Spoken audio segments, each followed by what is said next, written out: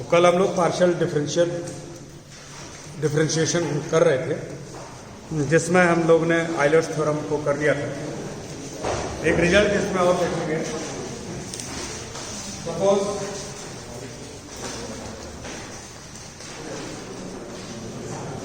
there is a function of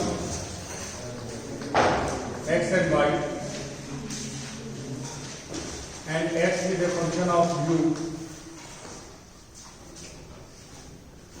and y is a function of u. Then ultimately z is a function of u. z x और y का function है दो variable का, और वो दोनों ही variable एक सिंगल वेरिएबल u का फंक्शन है। तो ultimately z is a function of u। तो u z जो है u का फंक्शन हो जाएगा एक वेरिएबल का। तो इसका टोटल डिफरेंशिएशन पॉसिबल है, ठीक है। यानी dz by du can be calculate, we can calculate dz by du। और यहां पर ये दो वेरिएबल का फंक्शन है, तो इसके पार्शियल डेरिवेटिव्स भी मिलेंगे, है ना। पार्शियल डेरिवेटिव्स भी मिलेंगे, ये मिलेंगे। और x u का फंक्शन है, तो x का u के रिस्पेक्ट में डेरिवेटिव मिलेगा, y का u के रिस्पेक्ट में डेरिवेटिव मिलेगा, और z भी u का फंक्शन है, तो हमें dz by du भी मिलेगा। तो इन सभी में आपस में क्या रिलेशन है ये हम देखना चाहेंगे। क्या रिलेशन है? If we want to calculate dz by du, then we can express this derivative in terms of these derivatives। किस तरीके से ये देखें, ठीक है।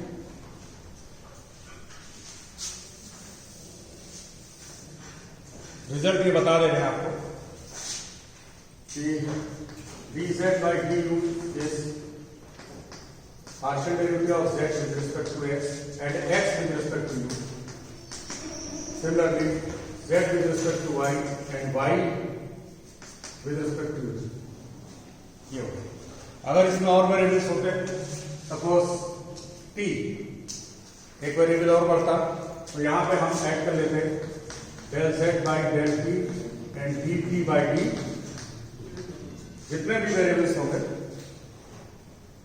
वो सब टर्म बढ़ते चले जाएंगे, ठीक है। तो अभी हम दो के लिए प्रूव करेंगे, रिजल्ट ये होगा। तो प्रूफ देखिए,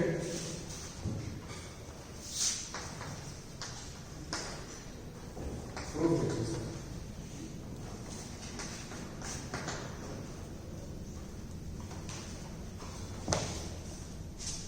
देखिए dz by du क्या होगा, dz by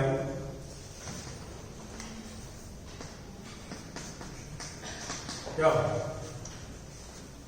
dz by du होगा z is a function of x and y and x and y function of u। तो u में जब स्मॉल चेंज करेंगे, सपोज u में हमने चेंज किया u प्लस डेल्टा u, ठीक है। तो जब u में चेंज करेंगे तो करस्पॉन्डिंगली यहां y में चेंज होगा, और यहां पे x में चेंज होगा, यहां पे x y में जो चेंज होगा उससे z में चेंज होगा, ठीक है। तो टोटल डेरिवेटिव तो हम जानते हैं, कैसे लिखते हैं, this is limit delta u tend to 0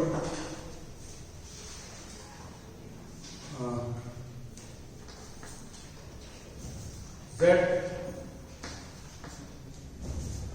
delta z by delta,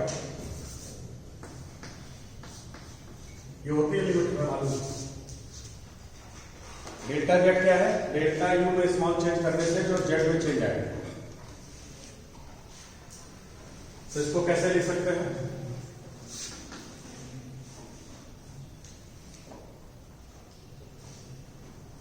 this can be expressed as u plus delta u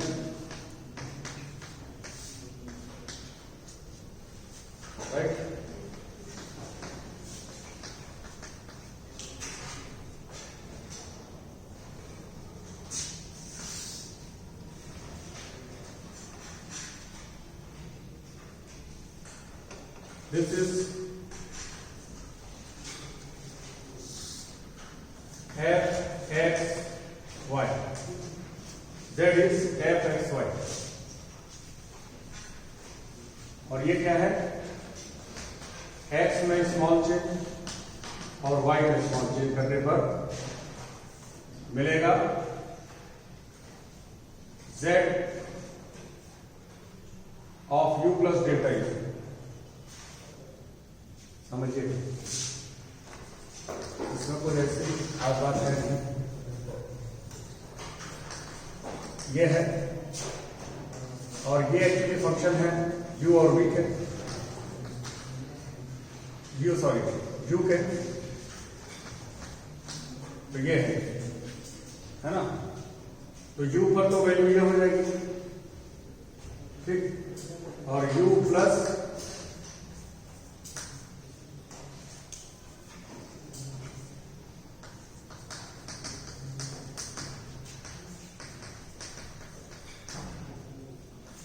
फिर क्या होगा,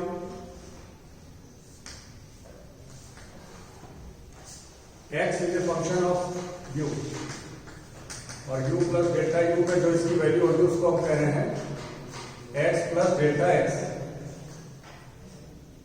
ठीक, तो x प्लस डेल्टा x, और इसी तरीके से y की जो वैल्यू होगी u प्लस डेल्टा u पे y प्लस डेल्टा y, ये था, तो ये भी ठीक है, ऐसे लिखा, divided by delta u, limit delta u tend to 0, ये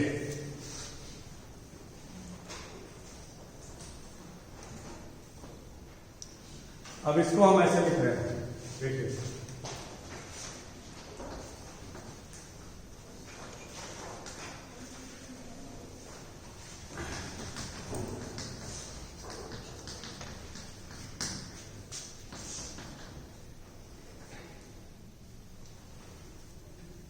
y को फिक्स रखा,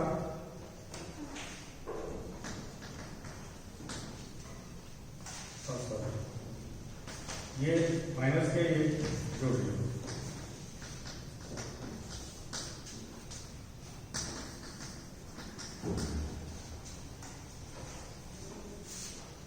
ठीक, ये टर्म ऐड किया, ये टर्म घटा दिया, इसको ऐड किया और वही घटा दिया, कोई फर्क नहीं पड़ेगा,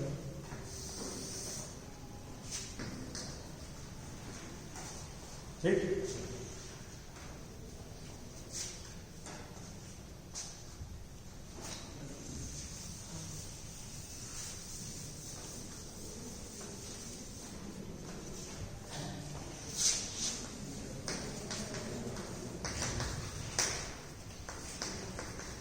अब जरा देखिए, इनको दो पार्ट में अलग अलग कर लेंगे,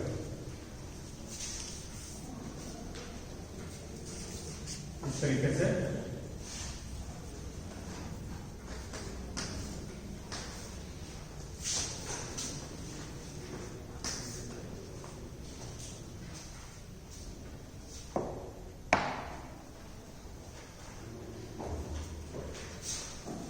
तो ये क्या है,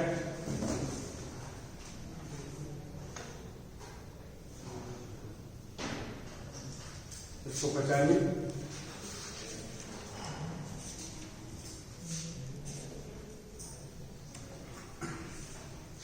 इसको ऐसे लिखते हैं पावर क्यूब,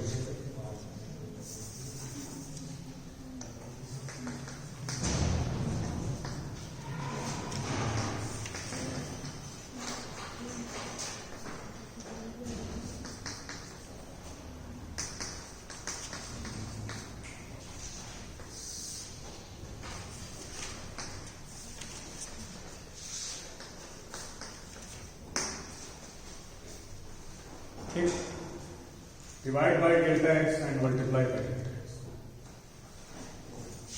इस टर्म को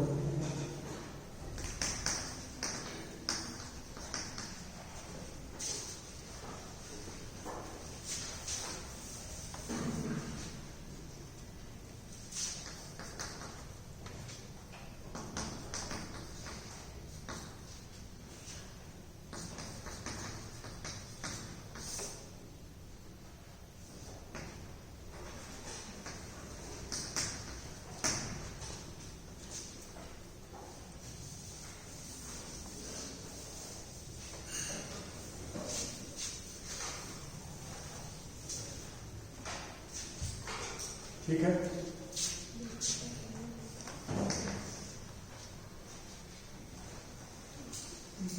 okay,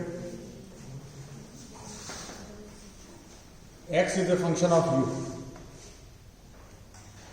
When delta u tend to 0 means delta x tend to 0. जब u में कोई चेंज नहीं होगा तो x में भी कोई चेंज नहीं होगा, because x is a function of u. तो क्या u का है, when delta u tend to 0 delta x tend to 0. ठीक है, तो इसको हम ऐसे लिखेंगे, डेल्टा x tend to 0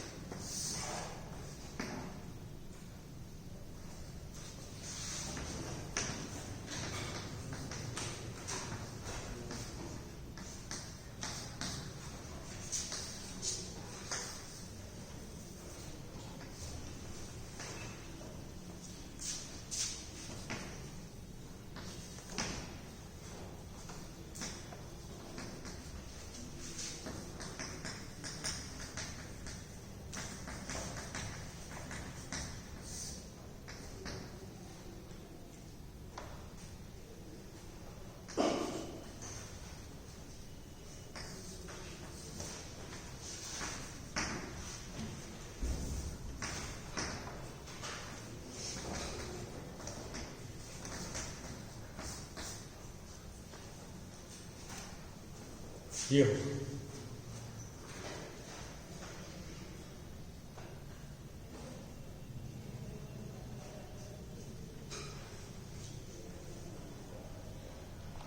ठीक है ना,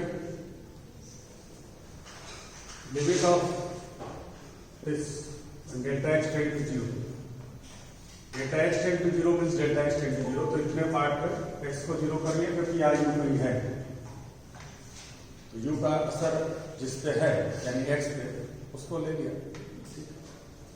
इसको एज इट इज रखा। यहां पर भी limit delta u tending to 0 और यहां पर यू के चेंज होने से वाई में चेंज आएगा, तो as delta u tend to 0 delta y tend to 0। ठीक है, इस तरह से करेंगे। ये क्या है, this function, this value of function fx at this point, x plus delta plus x y plus delta y, यहाँ पे x y plus delta y, y में यहाँ पे कोई चेंज नहीं किया है, x में चेंज किया है। ठीक है, तो this is the rate of change of f with respect to x। ठीक है, this is what, this is the partial derivative of f with respect to x। यही तो है ना, और ये क्या है, this is the total derivative of x with respect to u।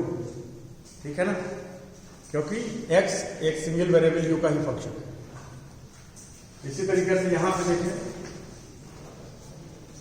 यहां पे x को फिक्स रखा गया, y में चेंज किया गया।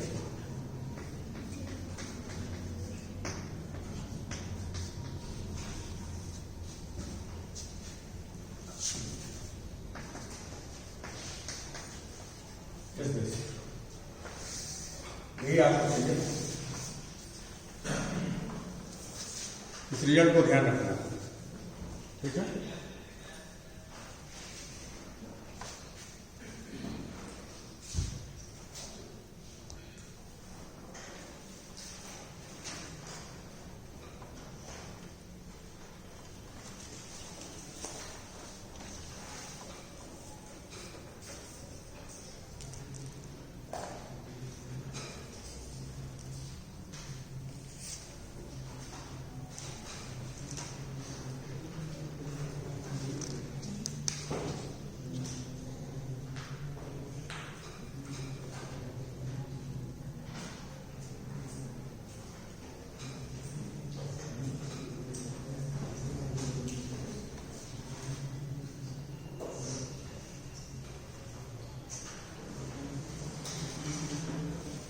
ओके।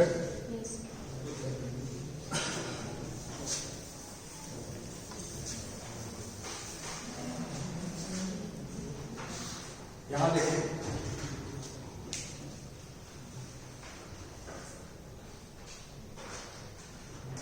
इस रिजल्ट को जनरलाइज कर सकते हैं।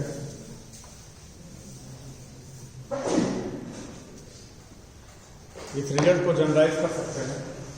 Suppose Z is a function of n variables, and these are n variables are functions of u. ये मान लीजिए सारे u के फंक्शन, ठीक है, for all i 1 to n। तो इसी रिजल्ट को जनरलाइज किया जा सकता है।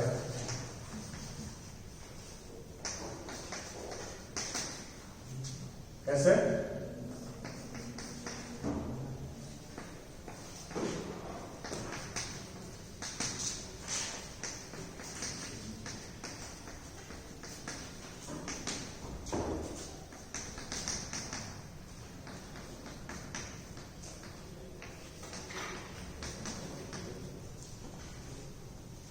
This.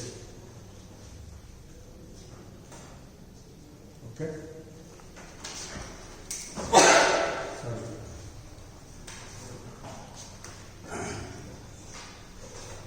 इसके अलावा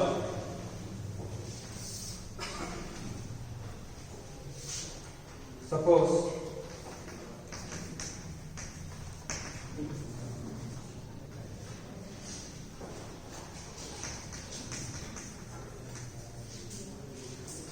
Z is a function of x and y,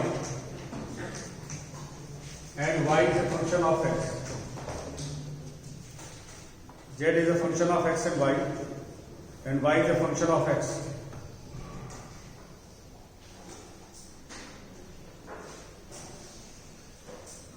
तो इस रिजल्ट को कैसे अप्लाई करेंगे? देन इसको 1 by result 1,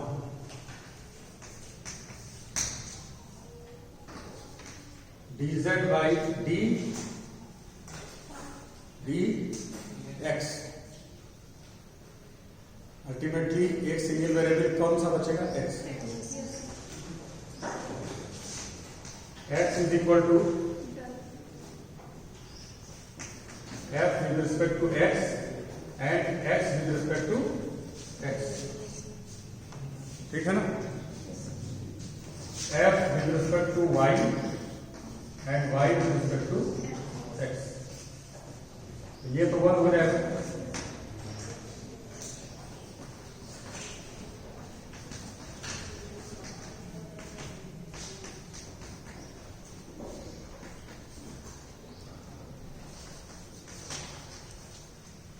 This is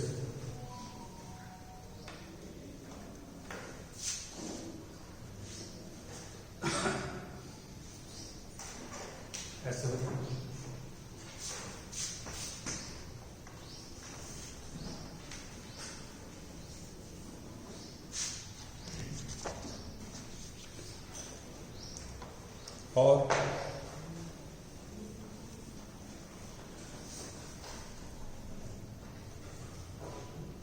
और भी अगर वेरिएबल होते, सपोज यहां पे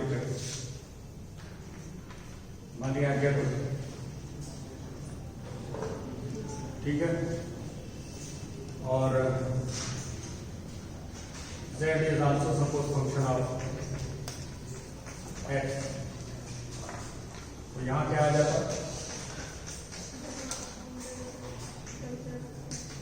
ठीक है, ये टर्म अपियर हो जाता है इसमें।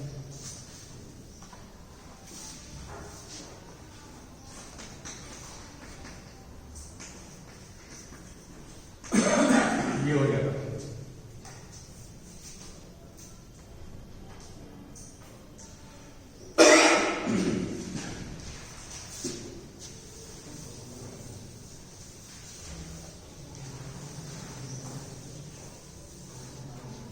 और इसी तरीके से इसको n वेरिएबल्स पे जनरलाइज कर सकते हैं। सॉरी z तो यहाँ पहले से था तो उसको z नहीं लिखना चाहिए।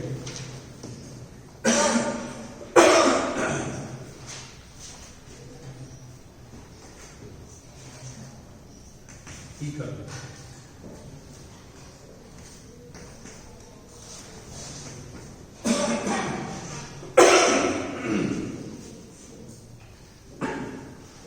Can analyse this result for n number of variables. और देखिए एक important result,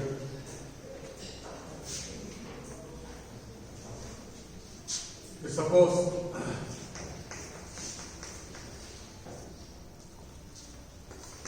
we have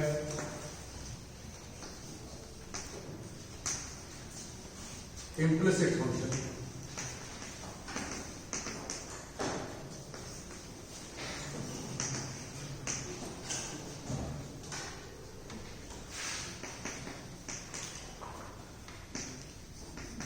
this c is a constant,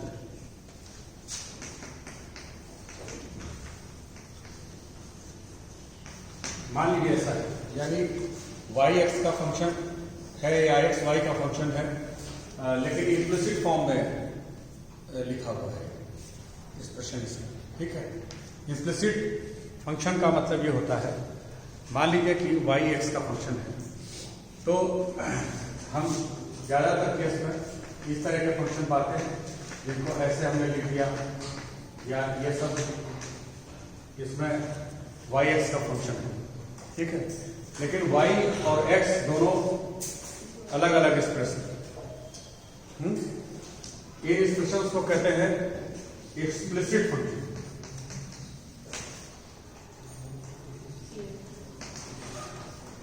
explicit function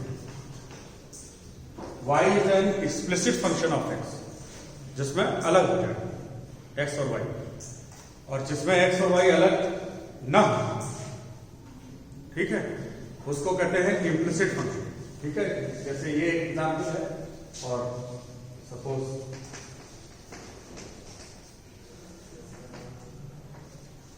मान लीजिए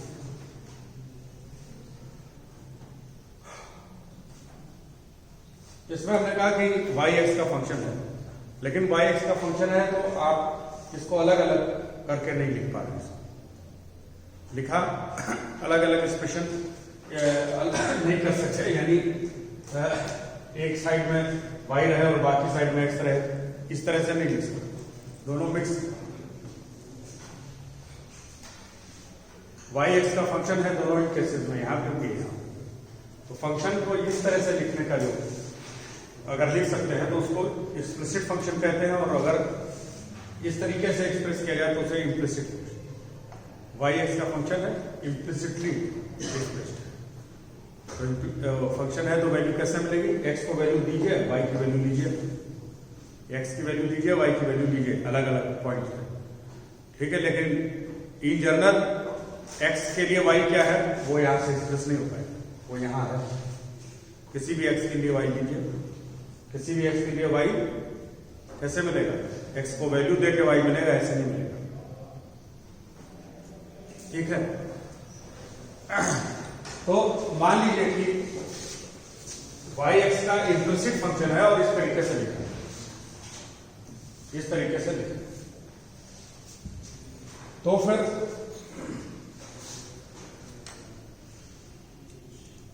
इस रिजल्ट को यूज कर लेते हैं जो इससे पहले हमने देखा था, ये वाला रिजल्ट।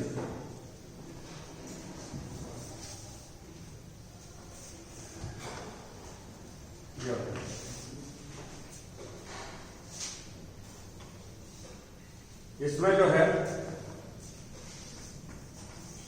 इसको इसमें z हो जाएगा c, z इज कांस्टेंट, तो using result 2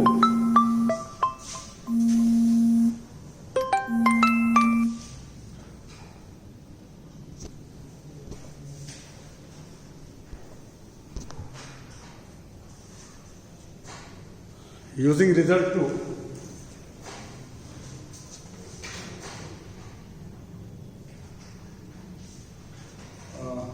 with that is c constant, तो क्या मिलेगा, 0 इज इक्वल टू मान f by x, del f by del x, del f by del y and dy by dx. It means dy by dx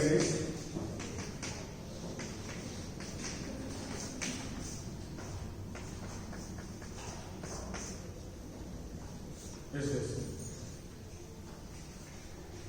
ठीक है, तो dy by dx can be expressed in terms of partial derivative by this relation.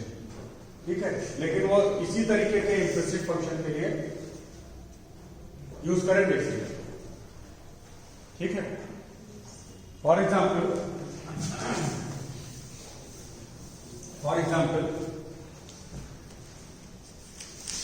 suppose we have x cube y plus sin xy is equal to 0. मान लीजिए sir, और आपको dy by dx चाहिए, तो क्या करिएगा? फाइंड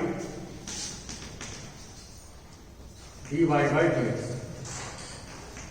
ये चाहिए.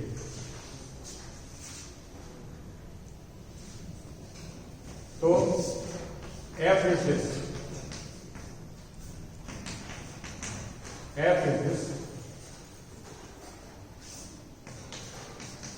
Partial derivative of f with respect to x is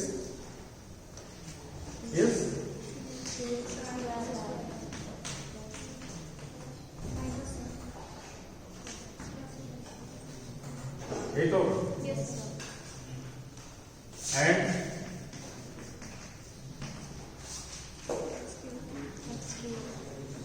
x cube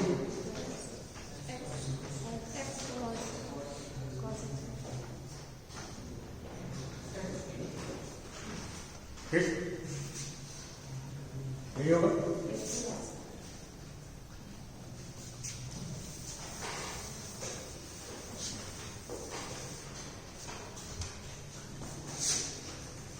Therefore this is equal to क्या होता है? इसको आप ऐसे भी लिखते हैं. This means partial derivative with respect to x and this is partial derivative with respect to x. ठीक है.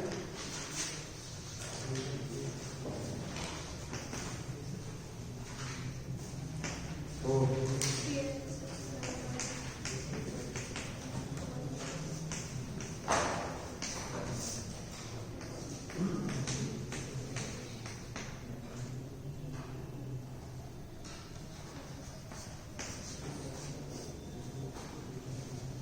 this is divided.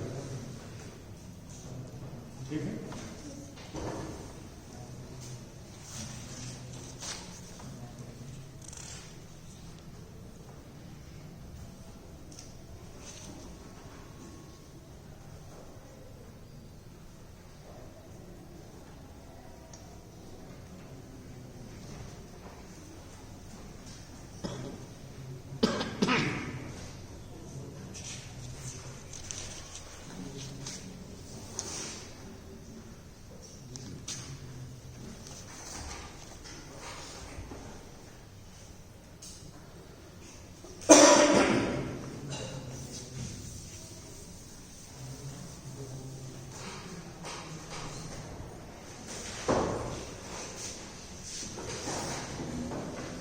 If x is 0, x और y में implicit relation है,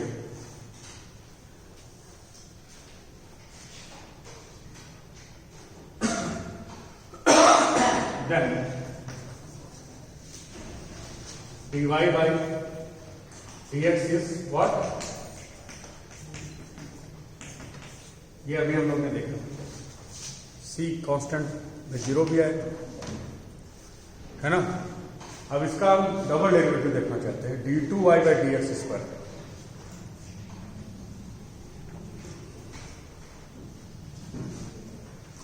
तो देखिए d2y by dx,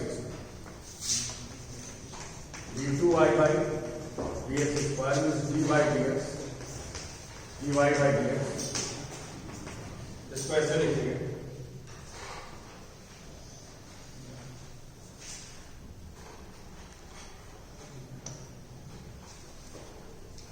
means d by dx this. ठीक है।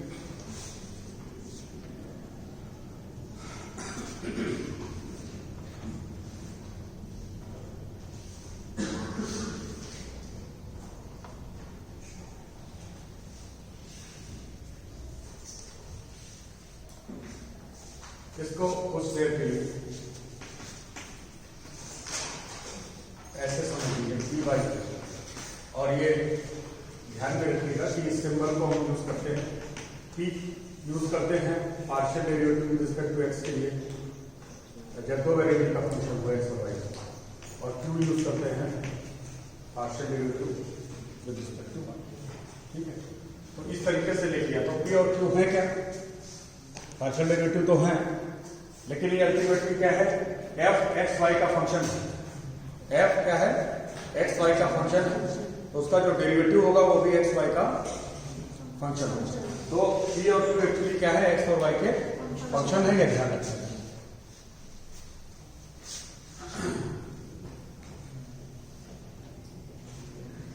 तो इसको हम ऐसे लिखेंगे,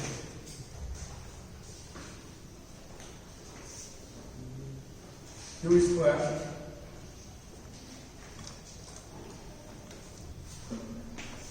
Q D P by d x P D Q by d x.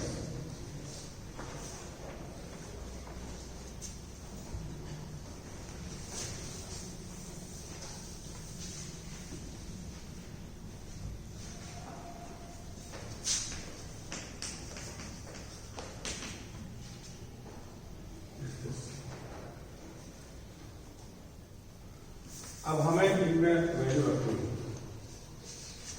dp by d x D Q by d x. ये पहले इवेल्युएट कर ले कि ये क्या है।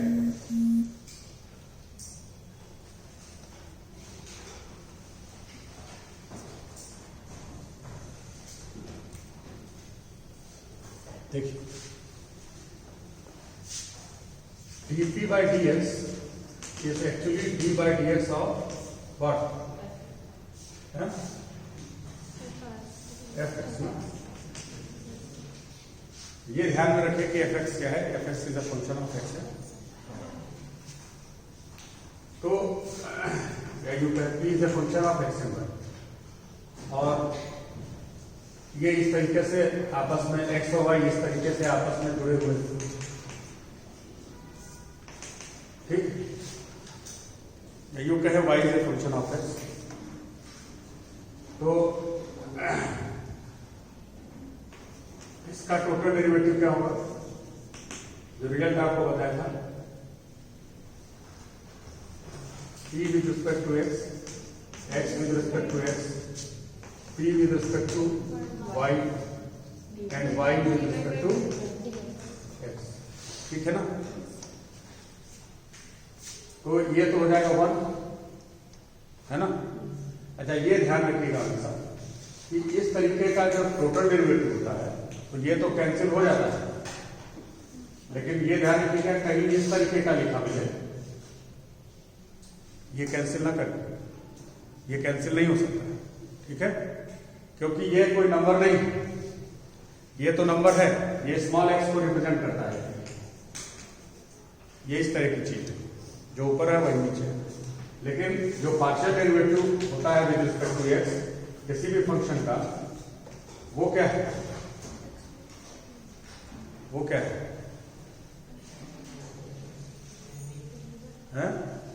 वो कंडीशनल है, वो इस तरीके की चीज नहीं है, नहीं है ये चीज। ये कंडीशनल क्यों है? ये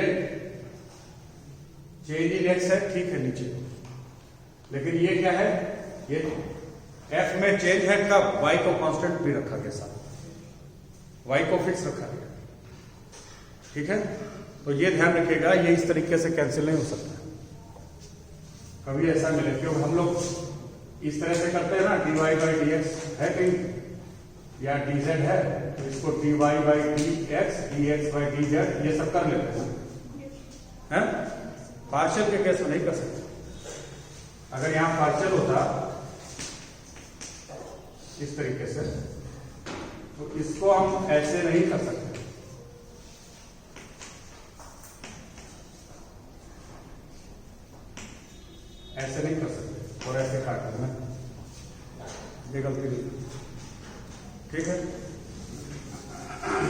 तो खैर ये नहीं रहेगा, और partial derivative with respect to p is derivative with respect to x of p is this.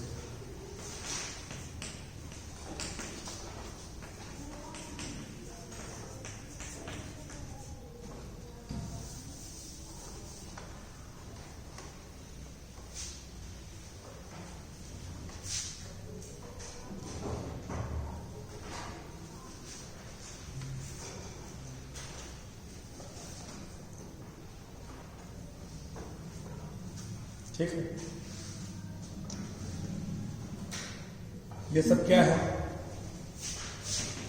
This is partial derivative with respect to x. तो इसका एक बार और हो जाएगा तो क्या होगा? ये क्या है? इसको ऐसे लिख लिया. ठीक ठीक. यहां पे partial derivative with respect to x and then with respect to, इसको ऐसे लिख लिया, with respect to x and then with respect to y. ये लिख दिया इस तरीके से.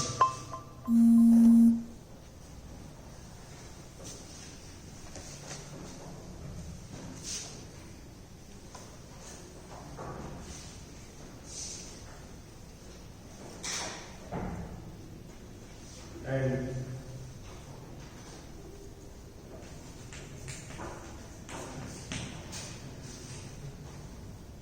ये क्या है?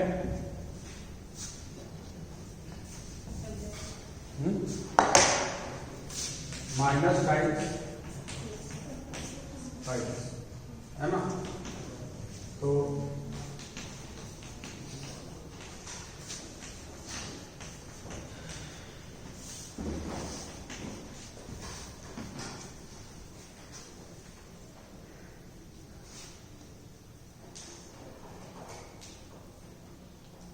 ठीक है.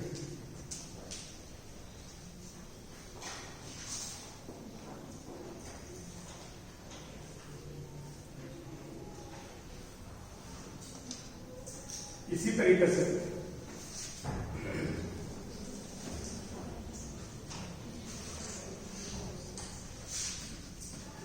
dq by dx is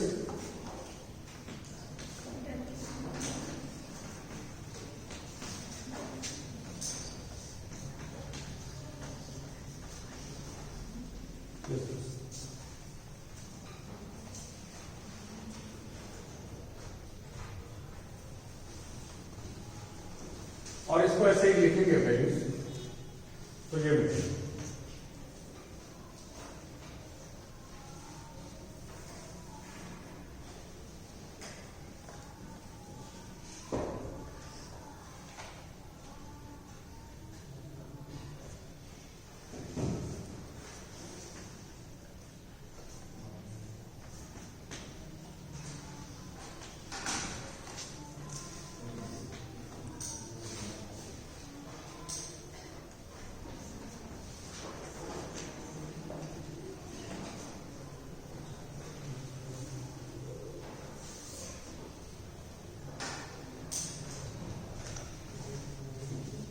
ये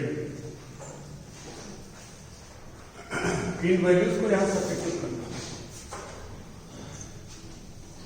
ठीक है, इन वैल्यूज को यहां सब्स्टिट्यूट करेंगे तो क्या होगा?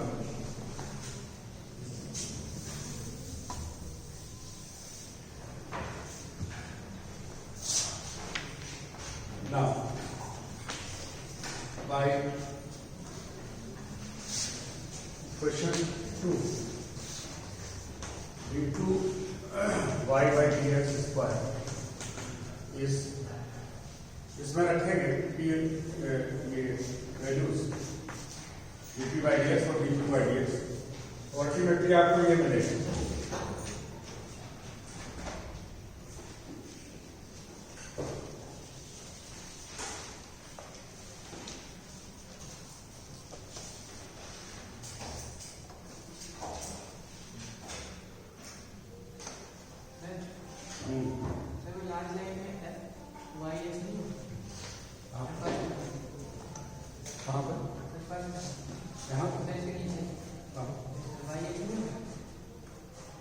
एक्स वाई और वाई एक्स को सेम मान के चलिए, ठीक है, इसमें कोई फर्क नहीं, ठीक है, ये जनरल तो फर्क होता है, ठीक है, मतलब this is not equal to, जरूरी नहीं कि सेम हो, ठीक है, लेकिन इसकी कंडीशंस हैं, अगर फंक्शन कंटिन्यूअस है, पार्शियल ऑर्डर के डेरिवेटिव भी कंटिन्यूअस हैं उसके, तो ये आपस में बराबर होता है, ठीक है, तो ज्यादातर केस या हमारे केस में यूज कर लीजिए कि बराबर, ठीक है, लेकिन इन जनरल बराबर नहीं होता है। ये क्या है, ये partial derivative with respect to x है और उसके बाद विद रिस्पेक्ट टू वाई है, ये पहले विद रिस्पेक्ट टू वाई है और फिर विद रिस्पेक्ट टू एक्स, ठीक है, लेकिन ये दोनों सेम है।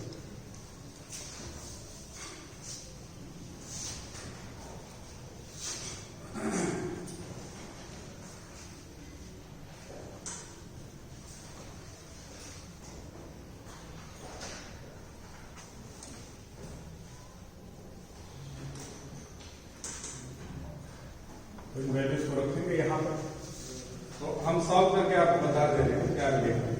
This is minus q square r 2pqs 2pqs plus p square p divided by q।